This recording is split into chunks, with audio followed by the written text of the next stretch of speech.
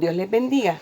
En esta mañana del Señor, mañana de Dios, vamos a estar trazando el estudio que comprende al día de hoy, el estudio bíblico número 20. El título para la lección de hoy es Dios es un juez justo. La base bíblica para el estudio de hoy se encuentra en el libro de Nahum, capítulo 1, versículos del 1 a 8, el versículo 14 y el versículo 15. El objetivo principal para esta clase es saber que el juicio de Dios alcanzará a todos los que se rebelaron contra Él. ¿Cómo? Reconociendo que la justicia de Dios prevalecerá a favor de su pueblo, apartarse del mal y mantenerse fiel al Señor, seguro de su victoria. El pensamiento central para el día de hoy es: quien abusa de la paciencia de Dios provoca su indignación. Y el texto áureo como base en el día de hoy es: Jehová es tardo para la ira y grande en perdonar, y no tendrá por inocente al culpable. Este texto áureo se encuentra en el libro de Nahum, capítulo 1, versículo 3. Y comenzamos nuestra lección. Cabe nosotros entender, antes de nosotros comenzar en profundidad sobre la lección, que en el Antiguo Testamento Dios usaba a los profetas, voceros, videntes, para traer un mensaje específico sobre los pueblos. Los judíos dividieron el Antiguo Testamento en tres partes: Moisés, los Salmos y los profetas. Es decir, pues que la mayor parte del Antiguo Testamento pertenecía a los profetas. Dios enviaba su mensaje sobre el pueblo, y los libros proféticos se distinguen por la variedad que tienen en forma y sin embargo tienen unidad. En algunos textos de los profetas de la antigüedad hablan directamente a los hombres del siglo XX. Es por eso que esta palabra está puesta ahí, porque hay unas palabras específicas donde los profetas de la antigüedad hablan directamente a los hombres de este siglo. En estos libros Dios habla a nuestras vidas. Fíjate que en el libro de Nahum, uno de los profetas menores, nosotros podemos distinguir que es el séptimo profeta menor. Y a este profeta, bendito sea el Señor, en sus escritos hay algo peculiar en sus escritos. Y es que usa mucho el género literario de la poesía. Él se le llamaba el poeta, pues en el libro usa la poesía y el tema de la caída inminente de Nínive lo usa mucho para expresar en una forma poética los mandatos de Dios, los juicios de Dios, lo que Dios quería transmitirle a este pueblo. Dios es un Dios justo y cabe preguntar, ¿qué es el justo? Ser justo es obrar según la justicia y razón. ¿Y qué es justicia? Justicia es dar a cada uno lo que se merece. Dios es bueno. Dios siempre ha querido que el pueblo se vuelva a Él. Dios siempre ha querido que el pueblo conozca cuál es su voluntad perfecta. Cuando hablamos de juez, es una persona que tiene la autoridad y potestad para juzgar y para sentenciar.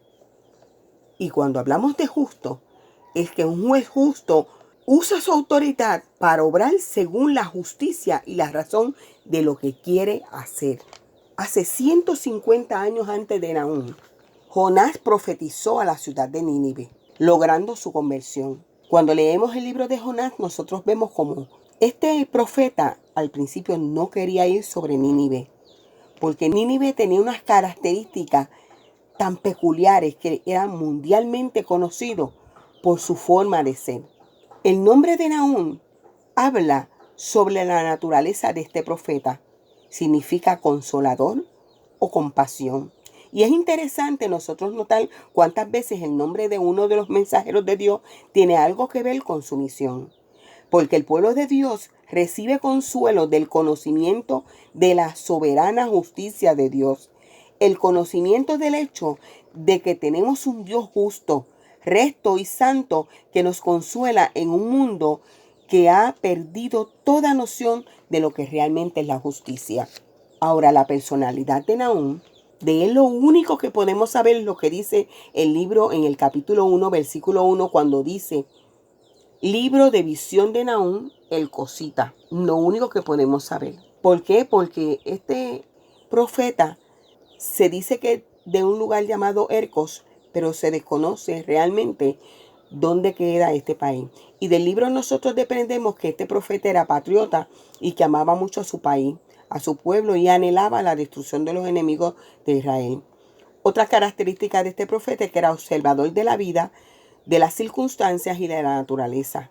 Para él los mares, las colinas, las tormentas, las nubes y los ríos eran símbolos de la cólera de Jehová. Su alma ardía en una justa indignación contra las injusticias para con el pueblo. El tema principal de este libro es la inminente caída de Nínive. Nínive es la capital de Asiria y era la gran enemiga de Israel.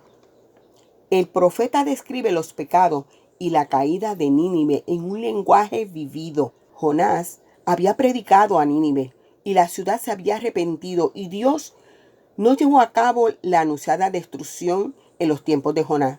Mas ahora, pocos años después de la ciudad, cuando la ciudad estaba madura para el juicio divino, Nahum es llamado para profetizarlo.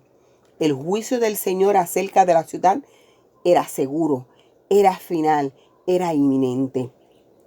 Este libro lo podemos dividir en tres, pero la primera parte es la que nosotros vamos a estar discutiendo. En este primer capítulo vamos a estar describiendo la soberana majestad de Dios, quien viene con su justo juicio. Bendito sea el nombre del Señor. Dios es bueno, maravilloso, Dios es un Dios todopoderoso.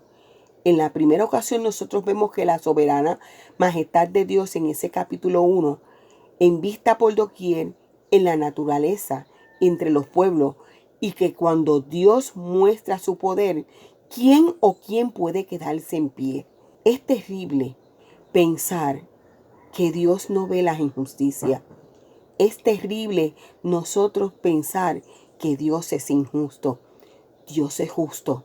Dios es paciente. La obra de Dios en la naturaleza es una manifestación de su omnipotencia. ¿Quién será entonces? ¿Quién podrá estar en pie? ¿Quién entonces, cuando el Señor manifieste su ira contra los rebeldes, podrá estar en pie?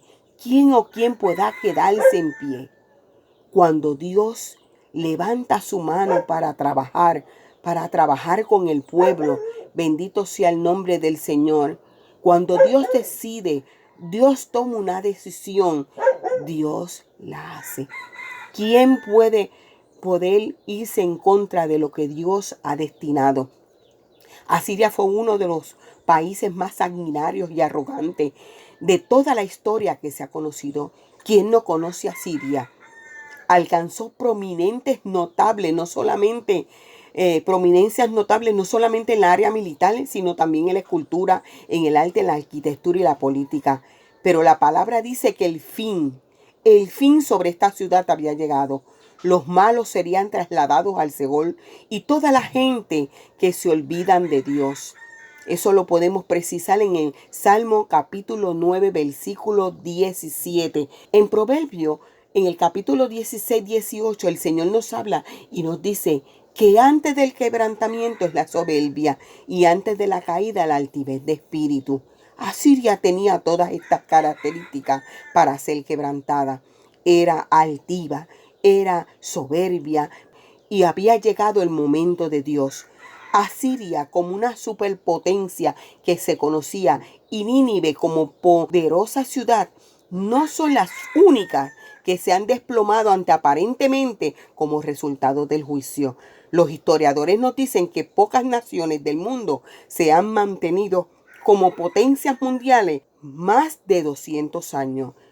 ¿Entendiste este dato? Mira lo que dicen los historiadores. Los historiadores dicen que pocas naciones del mundo se han mantenido como potencias mundiales más de 200 años, a menos que honren a Dios con sus leyes y prácticas. Bendito sea el nombre del Señor. Y cabe nosotros ver, yo tengo un recorte aquí de periódico del día 26 de mayo del 2020, donde dice, en el resumen de la noticia, dice, la nación más poderosa del mundo en el umbral de las 100.000 muertes por COVID-19, Estados Unidos. Si nos vamos a este dato, podemos decir que este dato puede ser exacto. En el 1612 a.C., Nínive cayó bajo el poder caldeo y con el tiempo de su arrogante belleza no quedaron más que escombros. Pasaron los años y la soberbia Babilonia, capital de los caldeos, fue tomada por los medos y por los persas. Hoy, a través del estudio, veremos enseñanzas aplicables a la vida cristiana. Una vida cristiana que tenemos que vivirla como dice la Escritura. Y esta enseñanza del día hoy nos va a enseñar lo que dice la Escritura, lo que dice la palabra respecto a esto. ¿Sabes por qué se le conocía a Nínive una ciudad poderosa? No solamente por lo que tenía, sino por sus construcciones, por cómo estaba a su alrededor. Era una ciudad realmente que podíamos decir que dominaba las regiones, dominaba todo el mundo. Algunos de los pecados y crímenes de los asirios eran la ciudad sanguinaria. Era una ciudad que mentía y las mentiras eran mentiras desastrosas. Se le conoce como rapiña porque destruía, desgarraba todo a su alrededor. Se le conocía también por látigos, porque no solamente látigos, como decir lo que nosotros conocemos lo que es un látigo, sino con palabras, con acciones, era como un látigo. Eran ruedas impetuosas, era maestra de hechizos, usaba la espada, no solamente la espada que podemos conocer como una espada, sino que era como una espada hacia las naciones, era una lanza que penetraba hacia las vidas y era una ciudad donde había montones de cadáveres y no precisamente de ellos, sino realmente sobre todo aquel que se le acercaba. Eran multitudes de muertes que habían a su alrededor, pero el castigo va a corresponder a su pecado. El día de hoy vamos a comenzar leyendo el capítulo 1, versículo 1, donde ese capítulo nos habla de que Dios es celoso y vengador. Y dice la palabra del Señor, lo puedes ir a buscar allá en el versículo donde lo tienes allá en tu Biblia. Dice, profecía sobre Nínive, libro de la visión de Nahum de Elcos. Quiere esto decir que esta profecía vino a través de una visión que tuvo Nahum. La profecía de Nahum empieza describiendo la inflexible justicia de Dios. Ilustra también la irresistible poder por medio del control que ejerce en el mundo material. Todo el libro va a centrar en dos grandes temas: la caída de Nínive por causa de los actos sanguinarios y la reivindicación de Judá. De esta manera vamos a ver los atributos de la justicia de Dios, que se evidencian como un hecho irrefutable, porque traería juicio sobre una ciudad impenitente y salvación a un pueblo que había sido quebrantado por muchos años. Nahum, al igual que todos los profetas bíblicos, tiene una idea clara de quién es Dios. Tiene una idea bien clara. ¿Recuerdan a Jonás? Jonás conocía a Dios. Jonás sabía de que Dios era amplio en perdonar. Por eso, cuando Jonás se le dijo que llevara la profecía sobre Nínive en aquel tiempo, Jonás sabía que Dios era amplio en perdonar, que era un Dios de misericordia. En este versículo 2 dice la palabra, vamos a leerlo, tú lo lees allá y yo lo leo acá. Dice en el capítulo 1, versículo 2 del libro de Nahum, que Jehová es Dios celoso y vengador. Jehová es vengador y lleno de indignación. Se venga de sus adversarios y guarda enojo para sus enemigos. Nahum sabía quién era Dios. Sabía cómo Dios trabajaba. Conocía de lo que Él era, de los atributos de Dios. Mira lo que dice el libro de Éxodo capítulo 20, versículo 5. Dice, porque yo soy Jehová tu Dios fuerte, celoso, que visita la maldad de los padres sobre los hijos hasta la tercera y cuarta generación de los que me aborrecen. Deuteronomio, en el capítulo 4, versículo 24, nos dice también, porque Jehová tu Dios es fuego consumidor, Dios celoso. Josué nos habla también y nos dice en el capítulo 24, 19, dice así: entonces Josué dijo al pueblo: no pondréis servir a Jehová, porque Él es Dios santo y Dios celoso. No sufrirá vuestras rebeliones y vuestros pecados. Conocían aún al Señor, conocía de sus atributos. Los profetas conocen cómo es Dios y nosotros conocemos cómo es Dios. Dios es celoso. Dios no comparte su gloria con nadie. Dios es amplio en perdonar. Dios es celoso de su pueblo y de sus leyes. De eso Dios es celoso. Cuando Dios da una ley, Dios espera del pueblo que lo cumple. Dios espera que toda la gloria y toda la honra se la demos a Él. Cuando en la Biblia se habla del celo de Dios, casi siempre se habla del celo de Dios que tiene para los suyos y por su ley. La ley de Dios dada por medio de Moisés es una expresión de su carácter perfecto. Representa el pacto concentrado entre Él y el pueblo de Israel. Cuando Dios hace un pacto, Dios lo cumple. El lado divino, Dios lo cumple. Y Dios espera de su pueblo que Dios cumple el lado humano. Cuando su pueblo viola el pacto, lo que Dios ha dicho que haga, para el Señor es un acto de infidelidad. Mira cómo lo llama el Señor. Cuando tú no cumples lo que Él ha dicho en su palabra, cuando tú violas sus preceptos, cuando tú violas su palabra, el Señor lo considera como un acto de infidelidad. Y no solamente a veces creemos que Dios está solamente para irse en contra del pueblo que no le sirve al Señor. ¿Sabes una cosa? Dios está hablándole a su pueblo. Dios le está hablando a su pueblo. Aún en este tiempo, Dios sigue hablándole a su pueblo. En el Antiguo Testamento, Dios usa la palabra fornicación para describir la infidelidad de Israel hacia el Señor. La infidelidad, ¿sabes qué, hermano? Ofende a Dios. ¿Y cómo nosotros podemos ser infieles? Cuando violamos su ley. Cuando le somos infieles por el mundo, cuando olvidamos su mandato, cuando somos indiferentes a su palabra, a su ley. Dios es celoso también cuando sus hijos son injuriados. ¿Sabes que Dios defiende a sus hijos? Bendito sea el nombre del Señor. Zacarías dijo acerca del celo en él que dice que os toca, y el que nos toca a nosotros toca a la niña de sus ojos. Zacarías lo expresó bien clarito. El que te toca, toca a la niña de sus ojos. Moisés declaró en Deuteronomio 32:10, dijo así, hablando y refiriéndose a Israel: lo guardó como a la niña de sus ojos.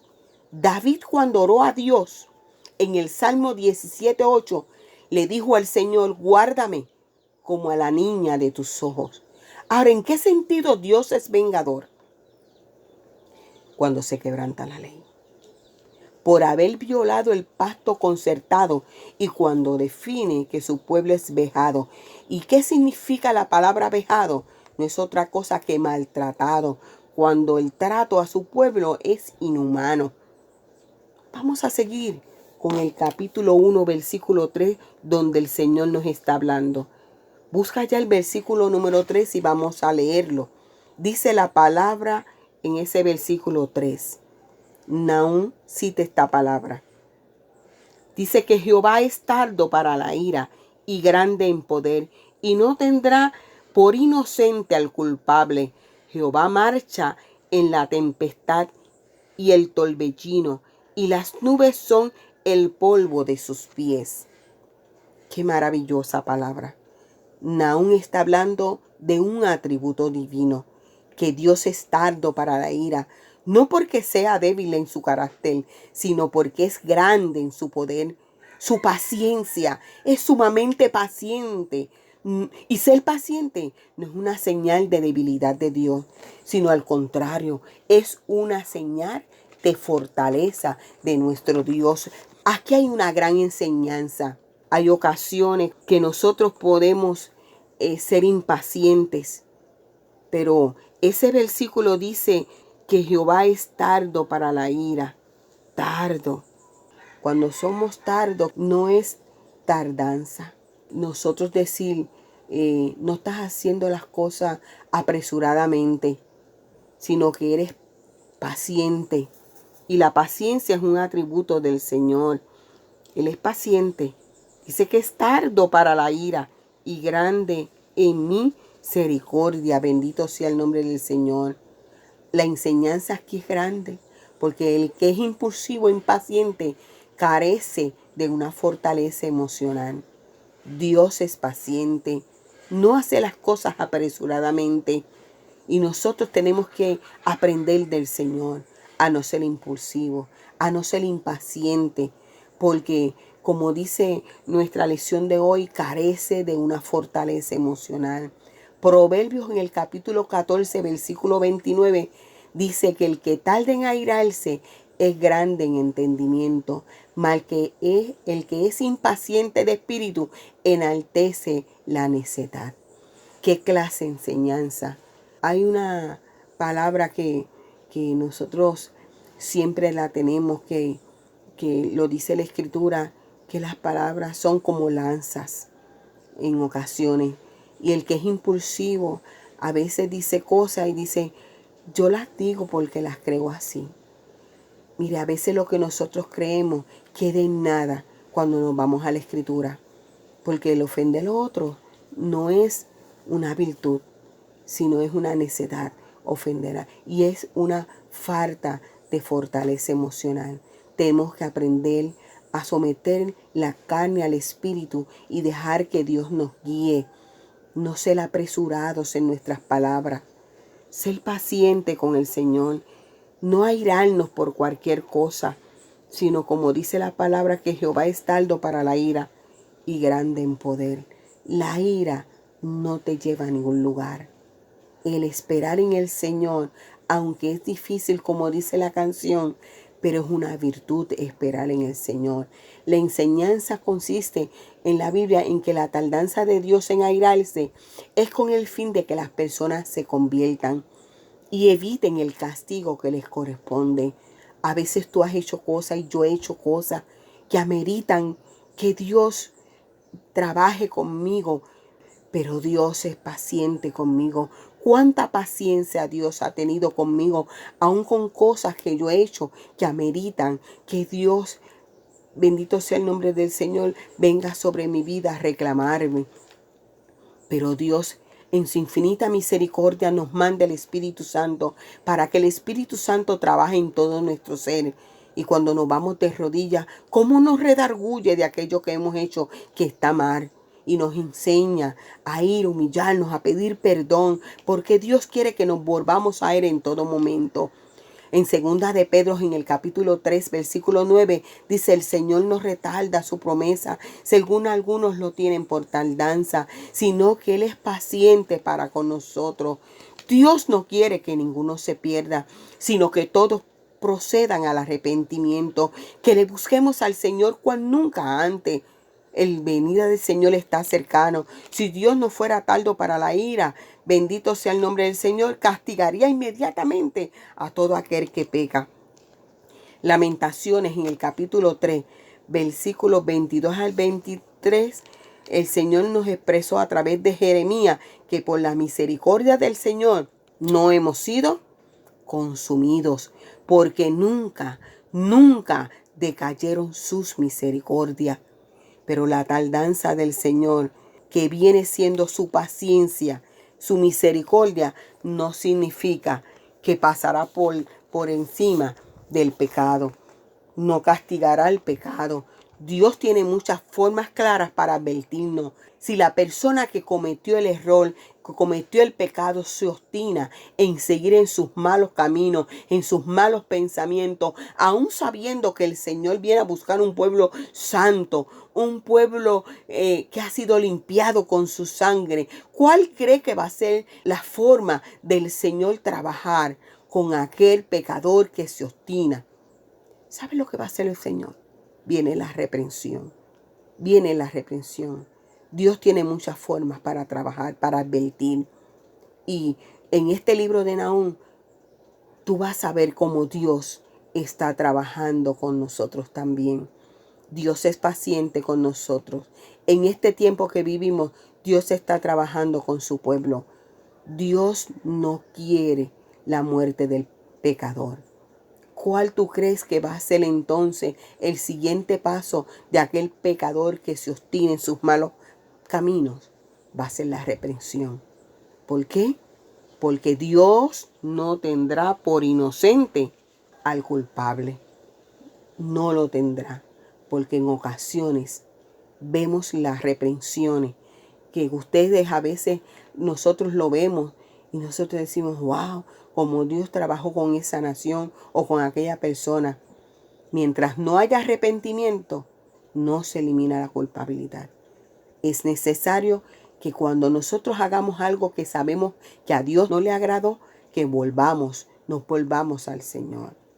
Cuidado, cuidado, porque hay ocasiones que lo dejamos para después. Y el después es que nos olvidamos. Cuidado, porque a pesar, gloria al nombre del Señor, del tiempo que tú has dejado en arrepentirte, esto no borra lo que has hecho. No borra que dejando pasar el tiempo, como muchos los hacen, se borre lo que tú has hecho. Tampoco va a reducir mucho menos el nivel de remordimiento que se ha experimentado. Porque hay personas que se sienten con remordimiento cuando hacen algo, pero después se le apacigua y se olvidan. Mejor cuando hagamos algo o cuando sintamos de que estamos haciendo algo que desagrada al Señor, pedirle perdón al Señor, decirle al Señor que nos perdone. ¿Sabes lo que es el Señor? Nos restaura, porque el que conoce el corazón del hombre es el Señor. Dios conoce lo que guarda tu corazón. Dios conoce tu vida. Tiene que haber arrepentimiento. Dios es amplio en misericordia, pero el pecado es pecado. Dice el libro de Deuteronomio en el capítulo 4, versículo 24. Deuteronomio 4:24. 4:24. Porque Jehová tu Dios es fuego consumidor. Dios es celoso. Y en Hebreos capítulo 12, versículo 29 dice, porque nuestro Dios es fuego consumidor. Bendito sea el nombre del Señor. Y cabe nosotros entender, gloria al nombre del Señor, que cuando le damos un repasito a la clase anterior, nosotros vimos allí que hay muchos casos bíblicos en que Dios se manifestó por medio de las fuerzas de la naturaleza. Yo no sé si usted ha tenido esta experiencia, pero cuando yo a veces me pongo a leer la escritura en ciertos capítulos, como en estos días que hemos estado trazando el Antiguo Testamento, y nosotros vemos que por cosas que usted dice, por eso el Señor les castigó, por eso el Señor los disciplinó. Wow, nosotros decimos, de verdad que Dios es recto, de verdad que Dios es santo, de verdad que la rectitud de Dios para con sus hijos, Dios se manifiesta y Dios quiere que anden en la disciplina del Señor. Dios se manifestó en el Antiguo Testamento por medio de las fuerzas naturales y aún lo sigue haciendo con frecuencia. El Señor nos ha dicho que los desastres naturales muchas veces son recursos de los cuales Dios se vale. ¿Sabe para qué? Para reprender a la gente por causa de su maldad. Y esto lo vimos en la lección pasada, pero es bueno recalcarlo y es una de las ideas que nos dan para nosotros dar esta lección. Que nosotros le recordemos al pueblo de que el que es amplio en perdonar, el que es amplio en misericordia, muchas veces usa las fuerzas naturales para hablar a nuestras vidas. Pero ¿sabes para qué lo hace? No para que nosotros podamos observar el poder de la naturaleza, sino para que nosotros entendamos de que Dios truena, de que Dios habla, de muchas formas y muchas maneras.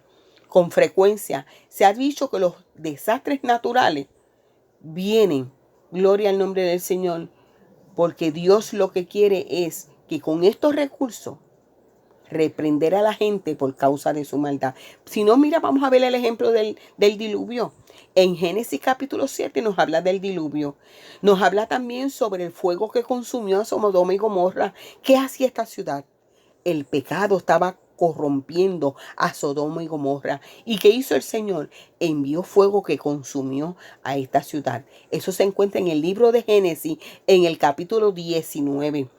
Otra cosa que podemos observar en la palabra se encuentra en Joel, tremendo libro, para ver cómo Dios se manifiesta a través de la naturaleza. Las plagas de langosta que arrasaron a Israel en los días de Joel. Estas plagas consumieron, gloria al Señor, todo el sembradío. Si no, observa la tormenta que obligó a Jonás, aquel profeta que no quería hacer la voluntad del Señor. Esta tormenta obligó que Jonás fuera arrojado al mar. Y muchas otras cosas más. Las fuerzas de la naturaleza y de los animales eran usados por Dios y son usados por Dios como agentes de reprensión, los cuales respondían a lo que Dios hablaba, sumisos a Dios, sumiso al Dios Todopoderoso. Bendito sea el nombre del Señor. En el capítulo 4 en el versículo 4 del libro de Nahum, vamos a buscarlo. Nahum, capítulo 1, versículo 4. Mira lo que Nahum hace referencia. A lo que Nahum hace referencia. Dice, él amenaza al mal y lo hace secar y angosta todos los ríos. Basán fue destruido y el Carmelo y la flor del Líbano fue destruida. Versículo 5. Los montes tiemblan delante de él y los collados se derriten. La tierra se consume a su presencia y el mundo y todos los que en él habitan. Qué maravilloso es saber y entender de que Dios tiene muchas formas de que hablar. Y Nahum hace referencia con una notable elegancia. Usa imágenes poéticas. Bendito sea el nombre del Señor. Usa imágenes sensoriales para poder descifrar y describir, bendito sea el nombre del Señor, las áreas como Dios trabaja a través de la naturaleza. Dice ahí que Él amenaza el mal y lo hace secar. Claro que sí, Él es el que envía la sequía. Él es el que permite la sequía. Porque cuando tenemos abundancia, no clamamos a Dios. Pero cuando no hay lluvia y hay sequía, como en estos días, clamamos a Dios para que Dios mande lluvia. ¿Cuántos de nosotros le damos gracias al Señor por la agua que sale de la pluma? Bendito sea el nombre del Señor. Dice que langosta a todos los ríos los seca. Aún los ríos más grandes, como el de Basán, los seca. Bendito sea el Señor. En el versículo 5 del libro de Nahum, en el 1:5, dice que los montes tiemblan delante de él. Los temblores, los terremotos y los collados se derriten. ¡Wow! ¡Qué terrible! Él lo expresa así para que nosotros lo veamos de la forma en que lo dijo el salmista, que de Jehová es la tierra y su plenitud. La tierra se conmueve ante su presencia y el mundo y todos los que en él habitan. Esta referencia que hacen aún sobre el mar, sobre Basán, sobre Carmelo, sobre el Líbano, montes, collados, tierra, mundo, ¿sabe? Hay gente que le llaman que esto es a causa del niño, de la niña, del calentamiento global. Pero cuando nosotros conocemos la Escritura, sabemos que el Dios de Abraham, el Dios de Isaac, el Dios de Jacob, Dios está hablando. Dios está hablando a través. Fíjate que en esta descripción de Nahum no solamente usa la naturaleza, sino habla de sitios geográficos, que él describe, que él los mueble, que los hace temblar.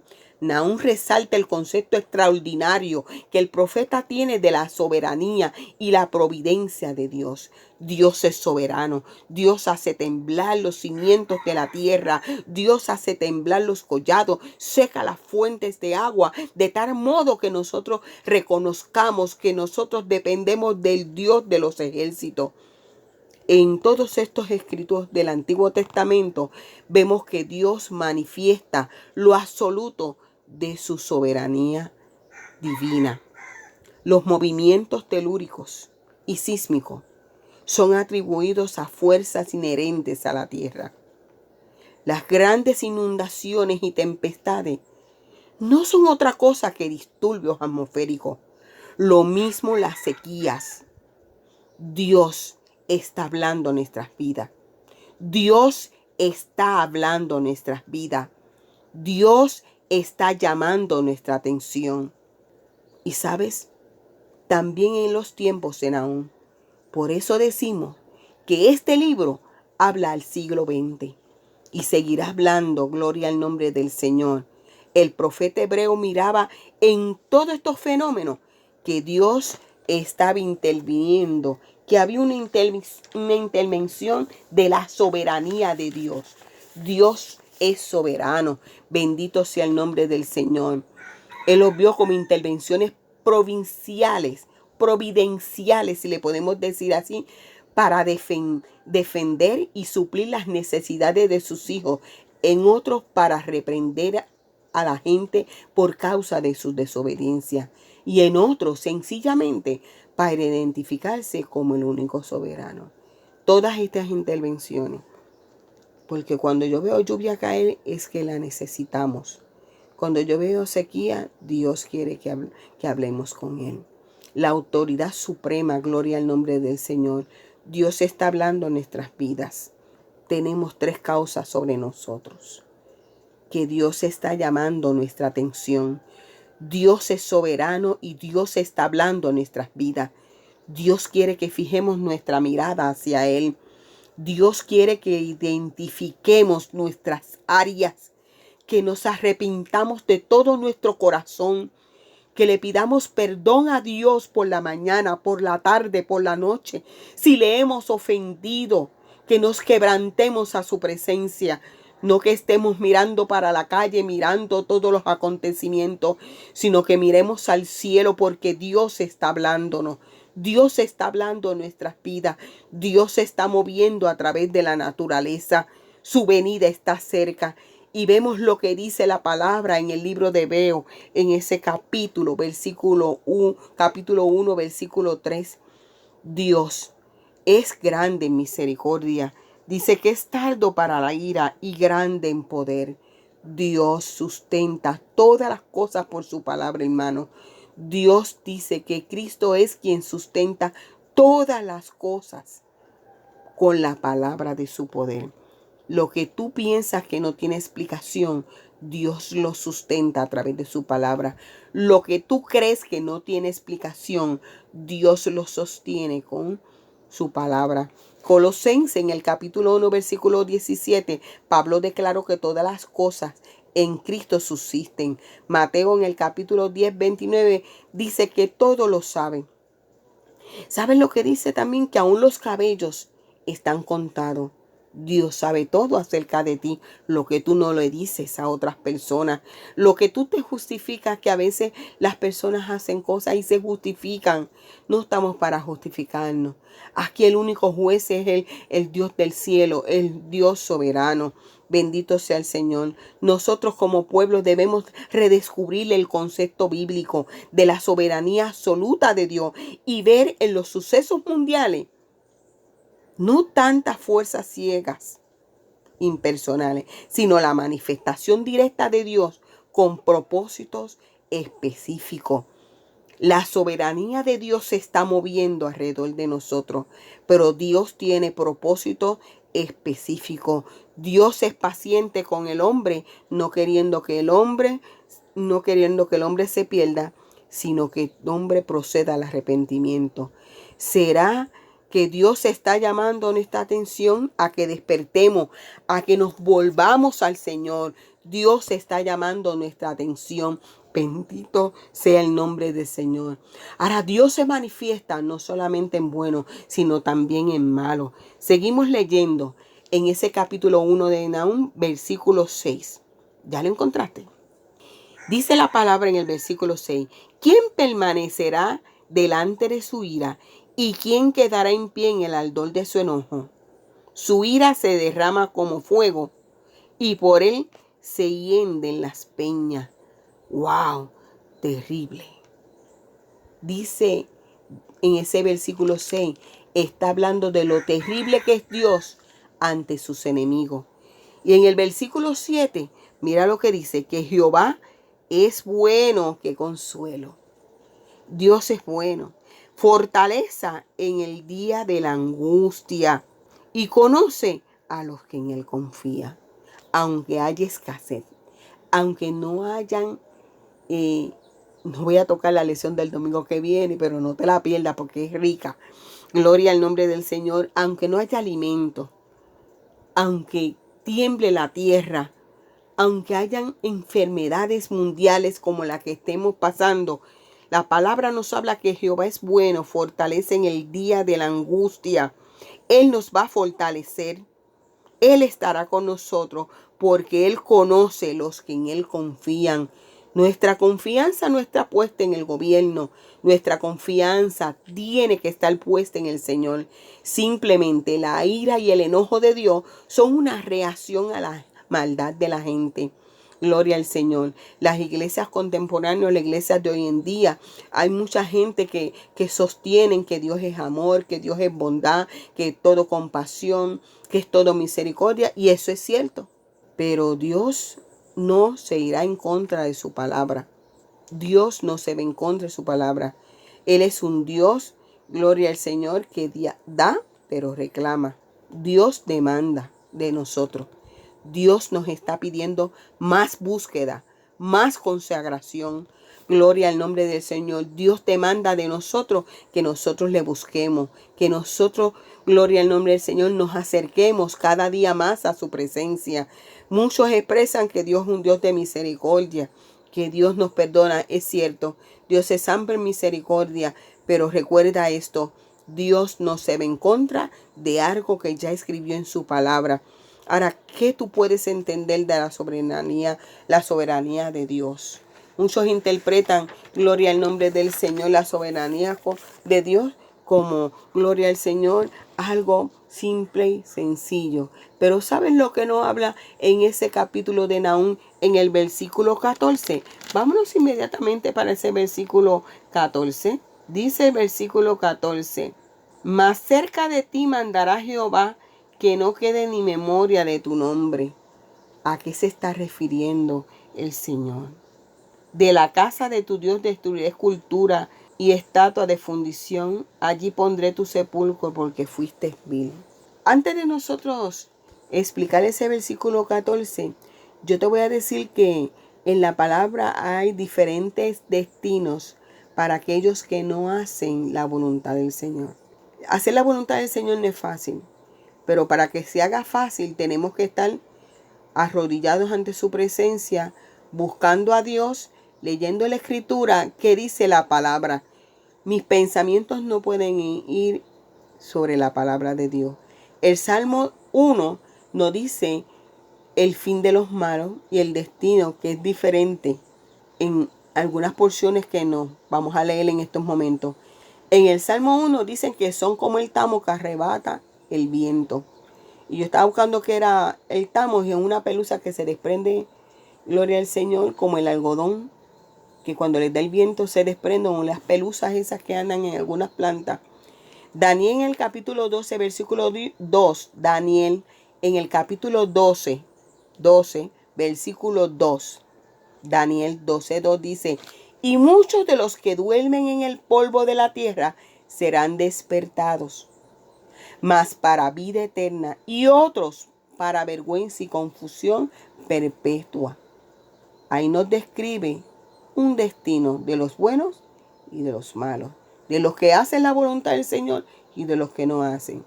Malaquías en el capítulo 3, versículo 18 dice, entonces os volveréis y discerniréis la diferencia entre el justo y el malo, entre el que sirve a Dios y el que no le sirve. Tú sabes que la palabra dice, no todo el que me dice Señor, Señor, heredará el reino de los cielos. No todo el que dice que está haciendo la voluntad del Señor, todo va a ser pasado por la palabra.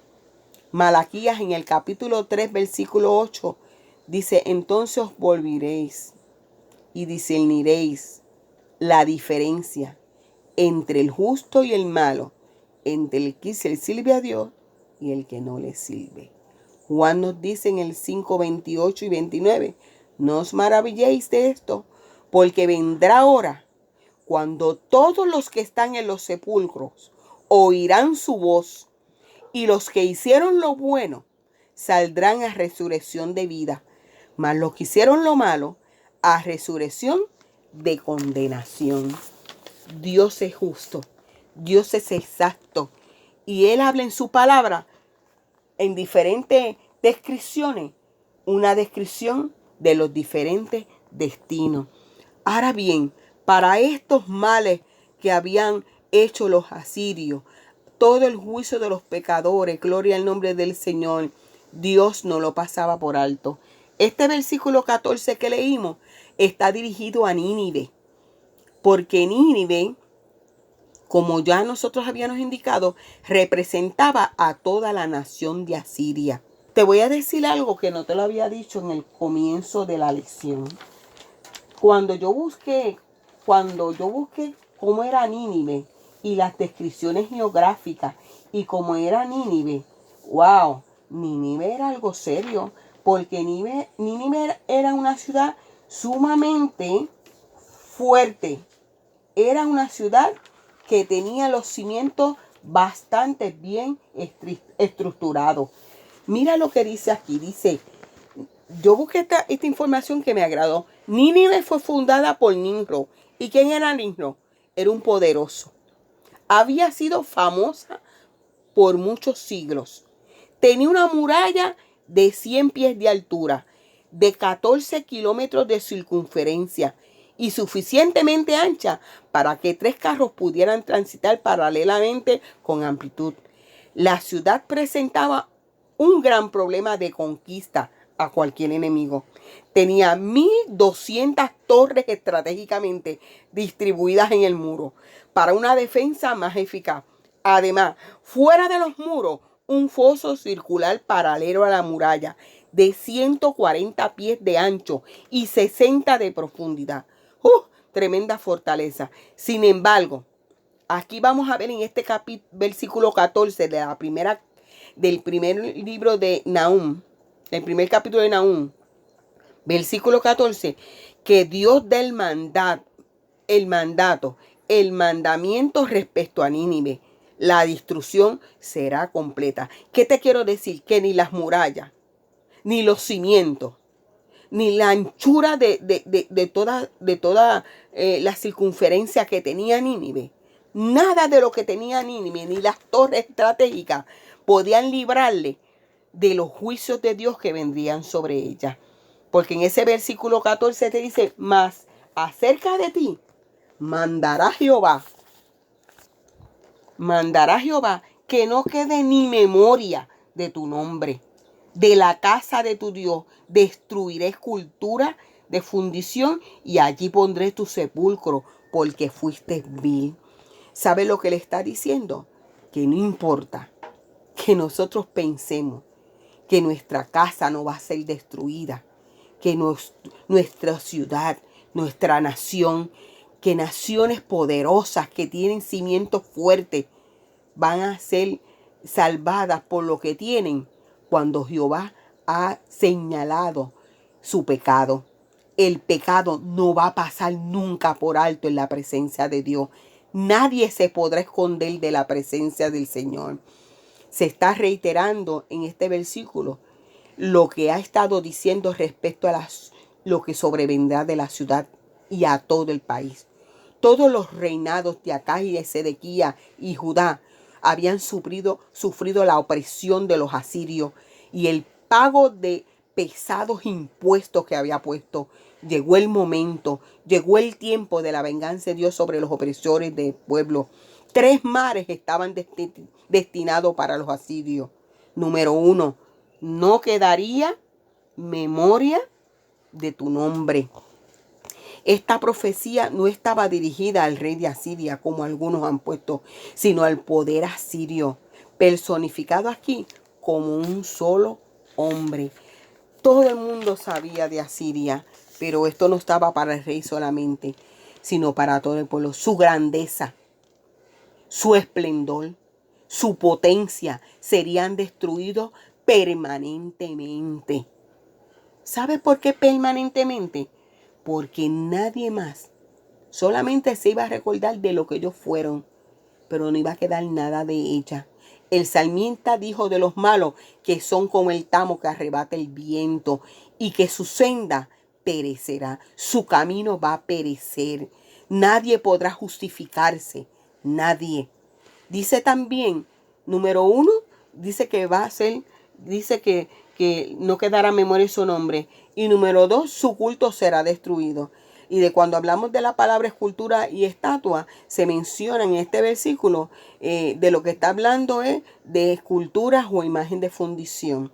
Sabes que esto es idolatría y que Dios se desagrada de esto. Tenemos que tener mucho cuidado porque estamos viviendo un tiempo donde aquí está la India está metida en nuestro país, en muchos países, los chinos, ¿verdad?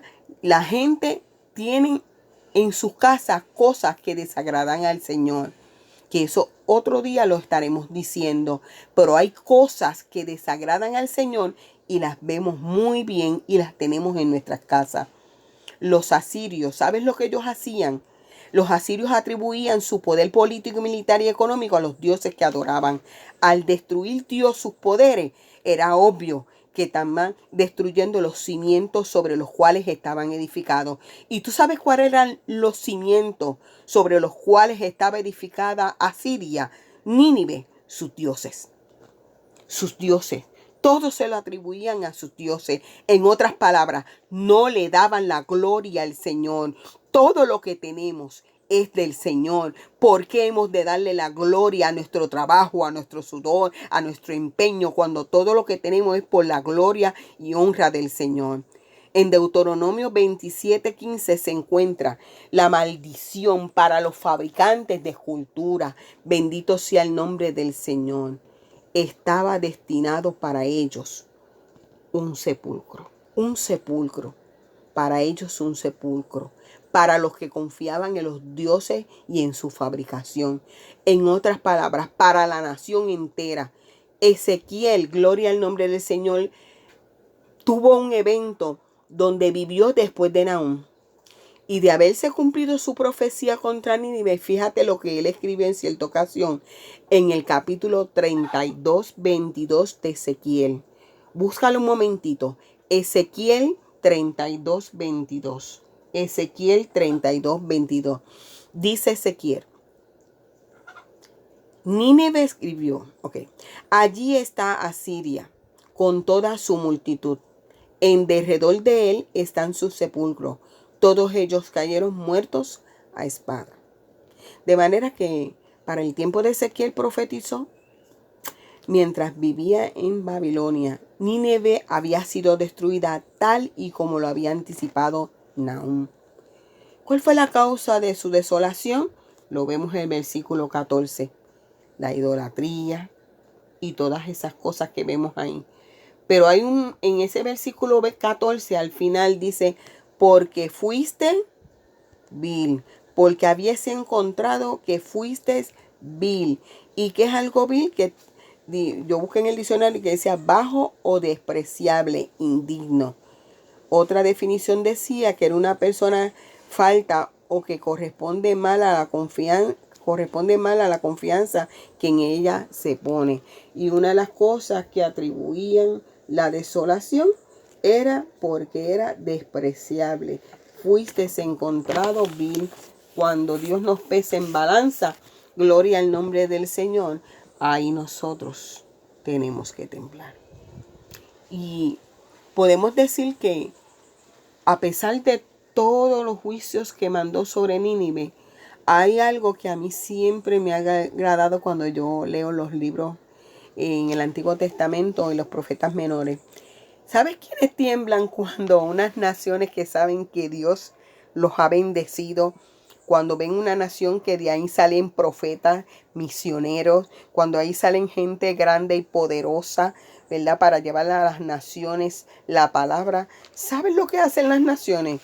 Dicen, wow, si esto es en esta nación, imagínate lo que va a pasar a nosotros. Y viceversa, cuando vemos naciones que han sido fuertes con el pueblo de Dios, también el pueblo de Dios teme. O sea que esto es parte y parte, porque sabemos que si Dios trata con el pueblo, también tratará con el impío. Si trata con el impío, va a tratar también con el pueblo. Se predice en ese capítulo 1, versículo 15, mira la predicción que hace Nahum. He aquí sobre los montes los pies del que trae buenas nuevas, del que anuncia la paz.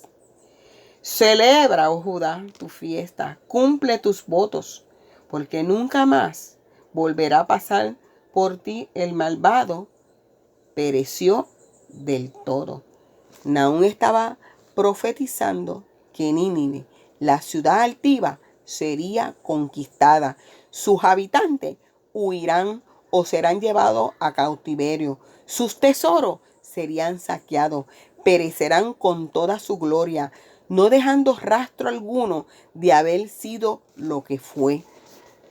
Y antes de que predecirse estos sucesos, el profeta está dirigiéndose en ese versículo 15 a Judá y le anticipa que se prepare para escuchar buenas nuevas. Bendito sea el nombre del Señor.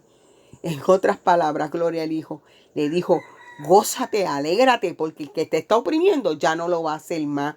Bendito sea el nombre del Señor. Ahora, hay unas aplicaciones espirituales. Tenemos que volvernos al Señor. Tenemos que escudriñar nuestras vidas.